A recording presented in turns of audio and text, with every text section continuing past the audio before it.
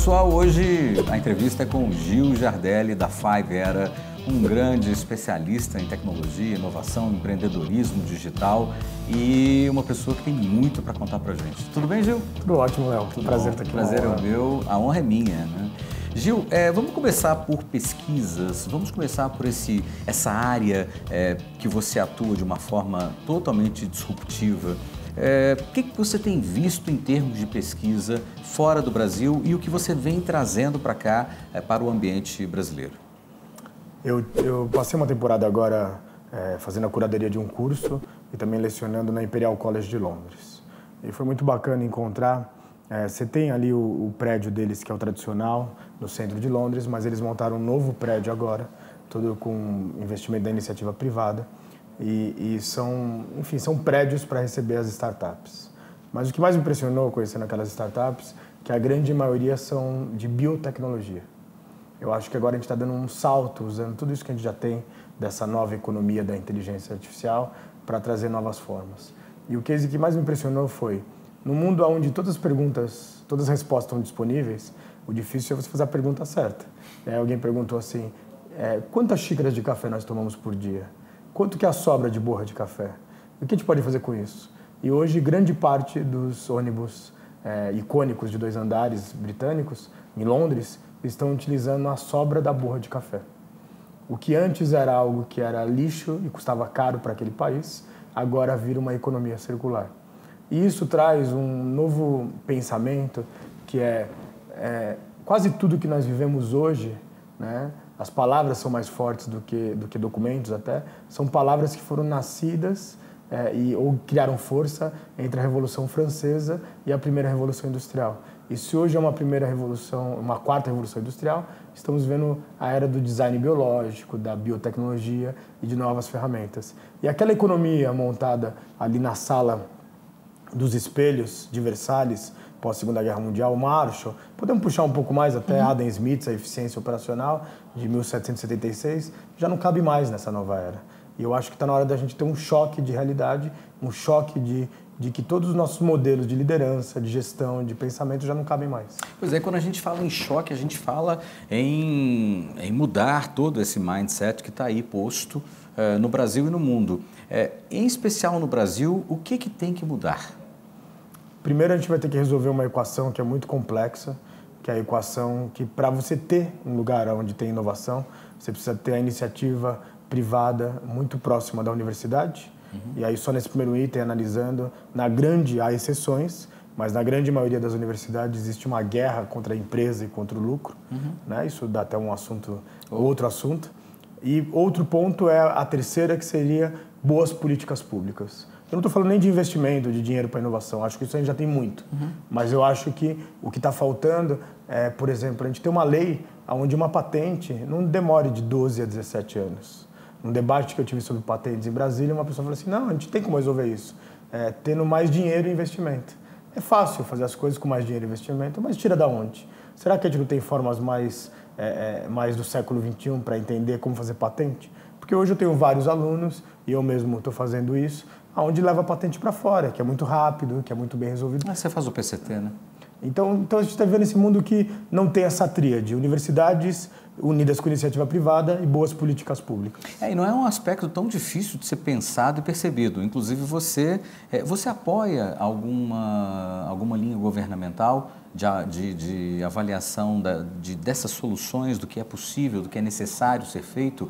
O Gil, como pessoa física, ou a 5Era apoiam instituições governamentais dando esse tipo de suporte, essa percepção daquilo que elas precisam fazer, ou ainda não? Não, a gente colabora com várias. Uma delas foi a Confederação Nacional das Indústrias, a CNI, encomendou de nós um curso de MBA sobre a quarta revolução industrial e a era cognitiva. Já está rodando em alguns estados e vai rodar em todos. O objetivo era trazer educação para os executivos, para os profissionais, para aqueles... para o cenário da indústria. A nossa indústria ela realmente está presa numa agenda do século passado. Além disso, aí é uma colaboração mais pontual, o Fundo Nacional da Educação, que é um trabalho, são técnicos maravilhosos, também às vezes me escutam, me consultam sobre essas novas linhas da educação, mas ao mesmo tempo tem muita gente fantástica trabalhando do outro lado, mas é um transatlântico e transatlânticos às vezes demoram para fazer a curva. Sem sombra de dúvida. E quando a gente fala em transatlântico, a gente pode também entrar no aspecto da educação. Nós vivemos uma educação extremamente ultrapassada no Brasil. Mas ultrapassada mesmo. Enquanto nós estivermos nesse movimento que nos coloca below the line, como é que a gente vai chegar lá? Nós gostamos de dados, né? Sim. E aí... E eu sei que você tem vários, né? Por isso que eu te trouxe aqui. E aí depois você precisa checar exatamente os números, mas é aproximadamente isso. Apenas 9% de quem está no último ano da educação fundamental, né, que seria o terceiro colegial da minha época, tem proeficiência em matemática. Todos os outros são analfabetos funcionais. Entre 25% e 30% tem proeficiência em português, entende textos complexos. Os outros 36% são pessoas que são consideradas analfabetos funcionais. Vamos sair ali do ensino fundamental. Eu dou MBA vários aqui no Brasil e confesso que cada dia mais fico um pouco espantado. Tem exceções, sim, mas a grande maioria dos alunos que chegam hoje no MBA estão despreparados para o mundo, não é só para a educação. E eu dou um trabalho no primeiro dia de MBA que é assim, faço uma redação sobre a economia da inteligência artificial. Eu vejo a dificuldade não de entender o tema, mas de conseguir colocar um raciocínio no papel. O que aconteceu, Gil? Eu acho que nós, como nação, falhamos sobre um projeto de nação inovadora. Eu acho que a gente não prestou atenção numa mudança de era. Eu acho que a gente sempre acreditou que estava deitado em berços esplêndidos. E a gente, de repente, se viu engolido por um tsunami da nova era. É uma mudança de era, não é uma era de mudanças. Mas eu tenho muita esperança, porque eu acho que tem uma revolução silenciosa. E essa revolução silenciosa são o que a gente estava conversando aqui nos bastidores, né, as ilhas de inovação que estão acontecendo no Brasil. Sim. Eu acho que o seu projeto, acho que esse projeto que eu tenho a honra de participar e tantos outros estão tentando e construindo pontes para se conectar. A gente quer deixar a visibilidade para as pessoas que assistem o programa, que buscam a competição, levantar essas startups para elas poderem chegar de um ponto A ao ponto B, ainda sabendo que muitos desses projetos precisam de um suporte que diz respeito à própria construção do mindset daquele seu colaborador, daquela equipe, daquele CEO ou qualquer outra pessoa que está dentro daquela startup. Mas a gente percebe efetivamente que existem belos projetos que poderiam ser impulsionados e que ficam no meio do caminho. Esse ficar no meio do caminho, às vezes pela falta de recurso, às vezes pela falta de incentivo ao próprio gestor daquele projeto, está muito ligado também a essa questão da dificuldade dessas pessoas em entenderem a educação da forma com que ela deveria ser entendida e aplicar. E quando você não sabe, você não aplica, porque você não tem esse conhecimento agregado, que é o que você estava falando aí agora.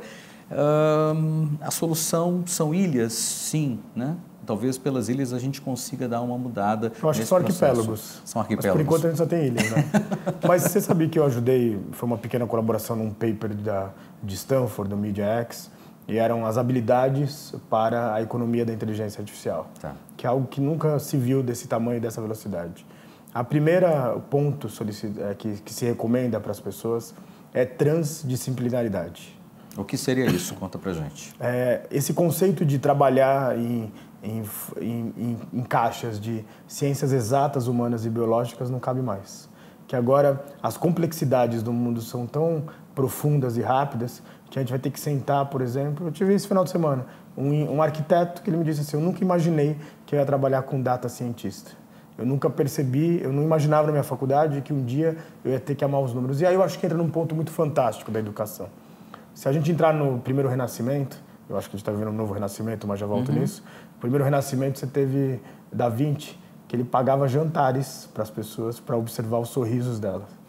E depois ele dissecou cadáveres para ver como que era, né, o conceito da biologia do sorriso.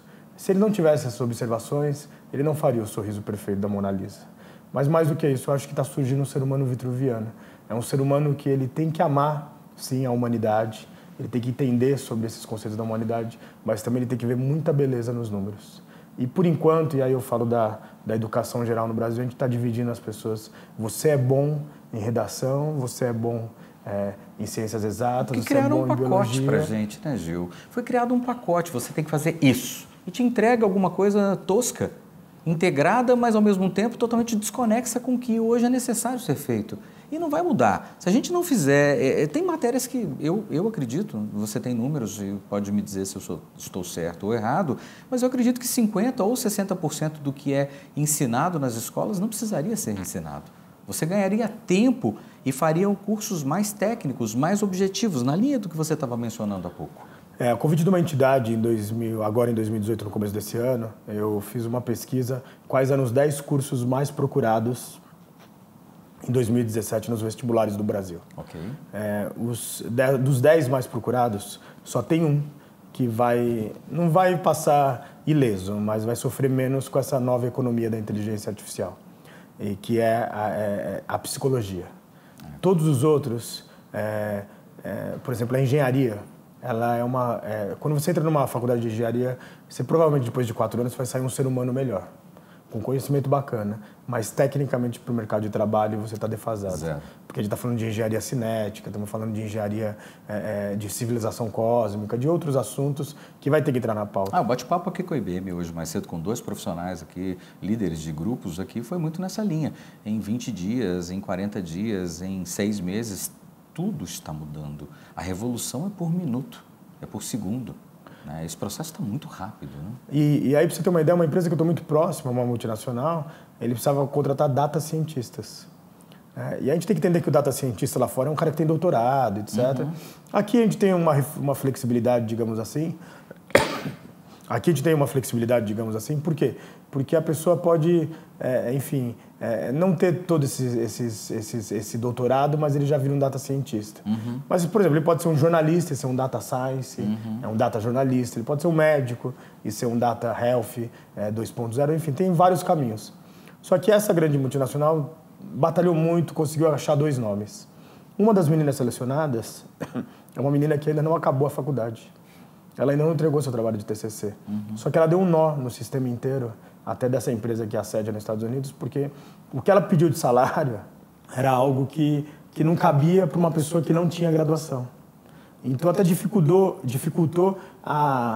digamos, a contratação dela.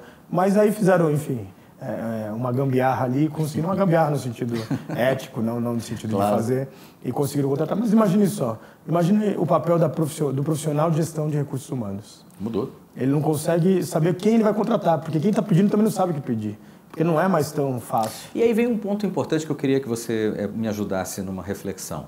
Quando você fala na inteligência artificial, ela também é gerida e gerado a ela dados que têm comprometimento com a escolha e com o ponto de vista desses dados na hora de uma passagem, de uma rodagem de sistema. Como é que você vê isso? Vou pegar um exemplo mais claro. Assim, semana passada, a IBM, junto com a Boticário e mais uma empresa de aromas, né, de fragrâncias alemã, fizeram o primeiro perfume usando inteligência artificial. Algo que normalmente aquela empresa do Paraná demoraria 3 anos em média, foi para 6 meses. Uhum. Eles misturaram receitas, aromas, tudo que tinha daquele lado da química, digamos assim, das essências, sim, e também colocaram dados de consumo da geração milênio. Uhum. Aí o que aconteceu? Fizeram um perfume que provavelmente vai ser um sucesso, etc. Mas assim, o Brasil está no mapa dessa nova era. Mas agora, qual o tipo de profissional que nós precisamos ter para trabalhar num ecossistema desse? Como é o tipo de pessoa da área de farmácia que vai trabalhar com isso? Então nós mudamos os mapas. Sem dúvida. E também temos que mudar o conceito de como pensar esse novo mundo. Então são novos problemas e novas soluções. Você tocou num aspecto muito interessante para mim, que é o aspecto da psicologia. Você disse aí que várias áreas vão sofrer uma grande transformação e a psicologia talvez ela fique à margem ou que ela fique, talvez o sofrimento seja menor, as mudanças sejam menores. E eu vejo que em todos os momentos essa revolução esbarra, para o bem ou para o mal, na psicologia, porque nós estamos mudando muito a cabeça das pessoas, nós estamos fazendo essas pessoas enxergarem novas profissões, mudarem para essas novas profissões, pensarem nessas novas profissões, agirem nessas novas profissões, interagirem de uma forma com outras pessoas que estão nesse mesmo ecossistema que mudou por completo. Isso não dá um emaranhado, não embaralha a cabeça das pessoas e não é complicador no aspecto da eficiência do pensar? Na verdade, o que a gente está vivendo são dois momentos. Primeiro que cinge a doença do século XXI é a depressão. Eu queria que você chegasse nisso. Infelizmente, 1 em cada 3 pessoas desse mundo vão ter uma depressão muito grave. Então, isso é uma coisa muito séria, uma pandemia. Muito disso tem várias consequências, mas é desse excesso de informações. Eu tive recentemente com uma psiquiatra especialista em adolescente, em jovens, ela fabulosa, e ela explicando que, por exemplo, a parte frontal do cérebro, que é essa parte que tem as novas habilidades do século XXI, ela no homem, né, no menino, ela está se formando, ela acaba de se formar depois dos 25 anos. E nas meninas, em 21, 22 anos. Só que até lá, aos 25 anos, esse jovem já tomou tantas decisões, e aí às vezes a gente está tendo esse problema de ter esse excesso de informação, esse excesso até de doenças ligadas à depressão com os mais jovens. Porque está faltando tempo para a gente pensar. E eu acho que, aí só complementando, Léo, claro. eu acho que a gente está precisando, eu perguntei para um professor lá no MIT sobre quando chegasse a era do desemprego tecnológico. Ele falou, primeiro, que não vai ter desemprego tecnológico, já volto nisso, mas segundo, que quando a gente vai trabalhar menos. Se na primeira Revolução Industrial a gente trabalhava em média 16 horas, nessa quarta 8 horas, e agora já vai dar para trabalhar 4, quando a gente vai trabalhar 4 horas, mas de uma forma mais focada e mais pensamento criativo, mais pensamento inovador, vai sobrar mais tempo de fazer uma Atenas digital. E aí sobra mais tempo de filosofar, falar de artes, fazer esporte, fazer um programa fabuloso como o seu. Eu acho que isso que é importante, eu acho que é essa mudança. E por enquanto, aí volta de novo à educação, a gente não está produzindo boas pessoas nas escolas, a gente está produzindo pessoas para trabalharem. E aí eu acho que o trabalho está saindo um pouquinho do centro de tudo isso, para ter, não que as pessoas não devem deixar de trabalhar, acho que trabalhar faz parte, mas não exaustivamente. Você acredita que a gente vai trabalhar menos mesmo? Olha, eu já estou vivendo essa era, não de 4 horas, mas hoje para mim o trabalho tem um outro fator, né? Tem um outro, acho que o nome até não cabe, né? O labore. Labore. E eu acho que até a gente já começa a ver. Porém, isso, vou te dar um exemplo mais claro. Eu estudei as 13 economias que estão entrando nessa, digamos, a economia da inteligência artificial. Esses 13 países estão com taxa, com o que é chamado de pleno emprego. Estônia é um deles, né? Que são taxas tão pequenininhas que são, na verdade, de transição. Que é quando alguém fala, eu vou fazer uma outra coisa agora e estou no mercado de trabalho. E aqueles países que não adotarem a automação, a inteligência artificial, a robotização, estão vivendo problemas. Né? O nosso desemprego tecnológico, sim, ele tem um conceito da crise, mas também ele tem um processo estrutural. Sem dúvida. Empresas vou te dar um exemplo. Eu fui visitar uma empresa que ela tem um cargo, tem várias pessoas que trabalham nisso, são milhares no Brasil, que é o coletador de ovo de um dia. Ele pega o ovo de um dia, que tem horário para eles sabem tudo da galinha, e aí ele coleta e coloca numa incubadora. Para daqui a tantos dias estar pronto para esse pintinho nascer e depois for para a indústria de aves, né, de alimentação. A pergunta é, no século XXI, a gente precisa de uma pessoa que faça o papel de coletador do ovo de um dia? O nosso desafio como humanidade e já tem como automatizar isso, mas o nosso desafio como humanidade é ajudar essas pessoas a terem um emprego diferente. A gente precisa de alguém que faça isso, mas eu vou um pouco mais longe e anterior. A gente precisa disso? A pergunta é, a gente precisa de um ovo que é produzido de uma forma exacerbada, num processo que não é o natural? Como é que o Gil vê essa questão? Porque aí eu faço um contraponto da tecnologia com o lado humano, com aquilo que nós vivenciamos numa outra era, mas que era coisa naturalmente transportada. O item, o alimento, ou seja, o que for, ele tinha o seu tempo. A gente não está acelerando muito isso, não? Eu acho que agora a gente está no momento de resolver todos os grandes problemas da humanidade. E esse momento chegou. A gente pode hoje, por exemplo, usar, em vez de carne, a proteína vinda de insetos. O aço Já está sendo substituído pelo polímero. Sim. E outras tantas, né? Dando um exemplo a mais aí para você. Em qualquer área que você pegar hoje, tem novas tecnologias, novos processos mudando completamente. O problema é que o mundo hoje ele tem muitos interesses, tem muitas agendas ocultas, muitas agendas individuais que dificultam o nosso processo de evolução. Vamos pegar hoje aqui, se você usar um Watson da IBM para cidades inteligentes, você já não precisava ter tanto ônibus com ociosidade e no horário de pico com tanta gente enlatada.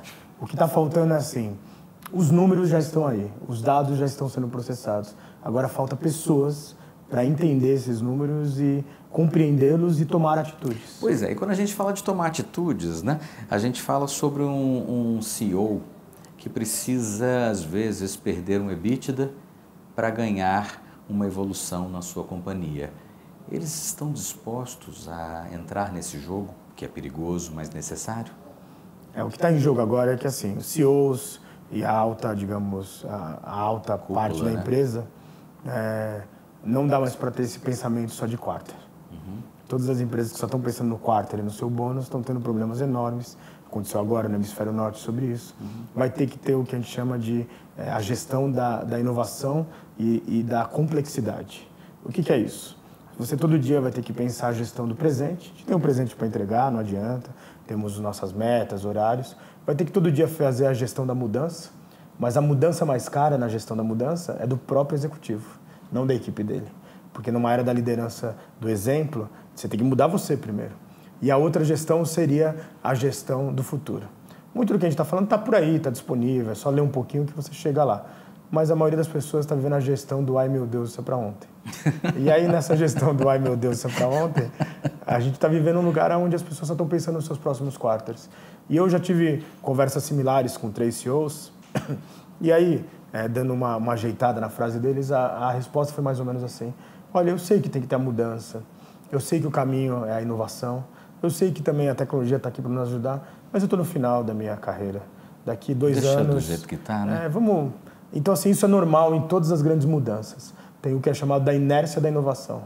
É tanta mudança que deixa eu acabar aqui, ficar aqui do jeito que eu estou, porque eu sei. E a gente sabe que a inovação no início mexe com o EBITDA, mexe com todos os nossos KPIs. E aí, coisa de professor, recomendo muito a leitura de um livro que chama Capitalismo Sem Capital. E, na verdade, não é que ele está acabando com o dinheiro, é um professor de economia da Imperial College de Londres e também da King's College de Londres, e ele fala assim, está na hora da gente mensurar o intangível. É importante mensurar o tangível, mas a gente precisa criar novas formas de olhar o intangível. Brasil, próximos anos? Eu sou um tecno-otimista, né, Léo? Então, eu acredito que o Brasil, por exemplo, hoje cedo, ontem saiu a notícia, nós estamos na fronteira da inovação da ciência. Nós criamos como se fosse o Brasil, um prédio que ele parece uma nave espacial, um OVNI, e ali vai estar o maior leitor de partículas, né, da 4ª geração do mundo, um dos primeiros. Isso vai fazer com que a gente possa fazer um raio-x de uma formiga, de uma planta, enfim. Isso vai ajudar milhares de pesquisadores, mas mais do que isso, vai ajudar a indústria. E eu fiquei muito feliz de ver que, mesmo depois de toda essa crise, um trabalho começou há 10 anos atrás, eles no meio do caminho iam lançar um telescópio, digamos assim, mas de uma forma mais simplista, da 3ª geração.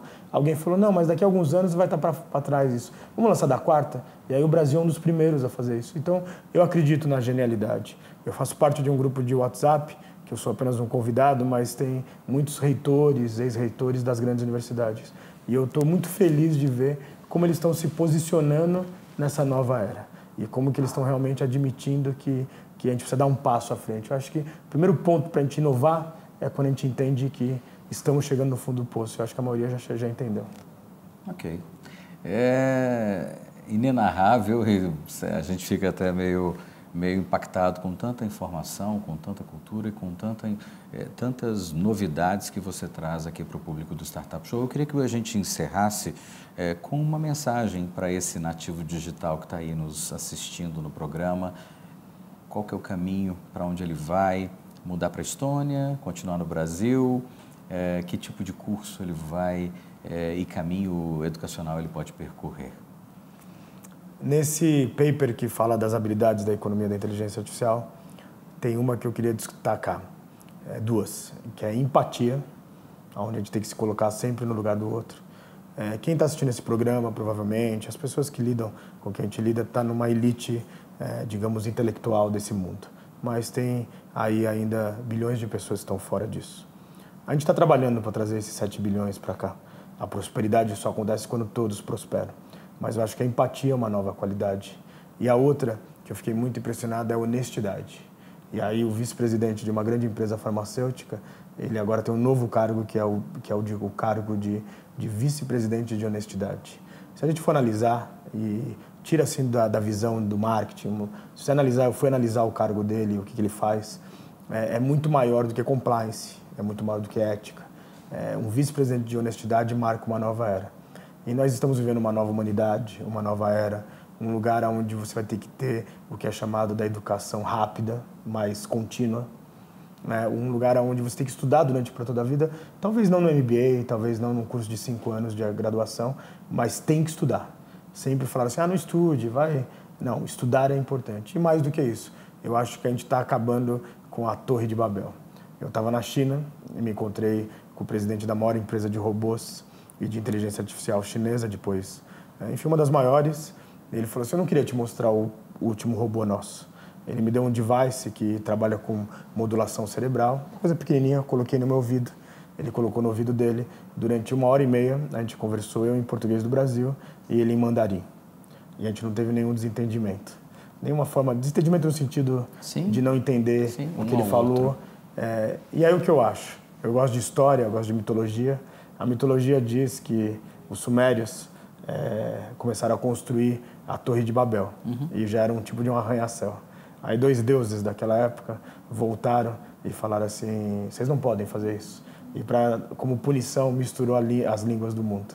Eu acho que a gente está no limiar, na fronteira de que não vai ter mais o Babel, que significa confusão. E a gente vai criar muito mais do que um mundo globalizado, vai ser uma aldeia digital. E aí a próxima fronteira da aldeia digital chama civilização cósmica. Mas aí fica por outro dia, porque certeza. O que a gente está descobrindo no espaço deixa a gente, digamos assim, de boca aberta pela surpresa maravilhosa da descoberta. Gil Giardelli, Five Era, um amigo do Startup Show, muito obrigado. Uma honra estar aqui. Uma honra minha. Obrigado.